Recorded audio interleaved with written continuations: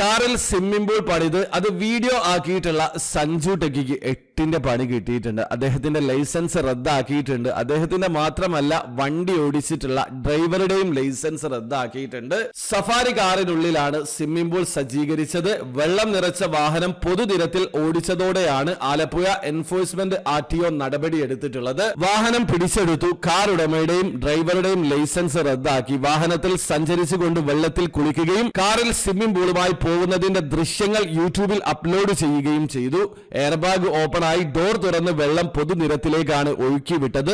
അത്യന്തം അപകടമെന്ന് enforcement RTO Ramanan പറഞ്ഞു. വരുമാന മാർഗത്തിനാണ് ഇങ്ങനെ ചെയ്തതെന്ന് യൂട്യൂബർ സഞ്ജു ടെക്കി വെളിപ്പെടുത്തിയിട്ടുണ്ട്. ഹിന്ദിയിലൊക്കെ ഇതേ വീഡിയോസ് യൂട്യൂബിൽ അപ്ലോഡ് ചെയ്തിട്ടുള്ള കോണ്ടന്റ് ക്രിയേറ്റേഴ്സ് ഉണ്ട്. അവര് പഴയ കാറിൽ അപകടകരമായി പബ്ലിക് റോഡിലൂടെയല്ല ഓടിച്ചിട്ടുള്ളത്. ഇതേ രീതിയിൽ സ്വിമ്മിംഗ് പൂൾ ഉണ്ടാക്കി ഗ്രൗണ്ടിലൂടെയൊക്കെയാണ് ഓടിക്കുന്നത് ഞാൻ കണ്ടിട്ടുള്ളത്. പക്ഷേ സഞ്ജു ടെക്കി കാറിൽ സ്വിമ്മിംഗ് പൂൾ പണിതു, അതും പുതിയ സഫാരി വണ്ടിയിൽ തന്നെ.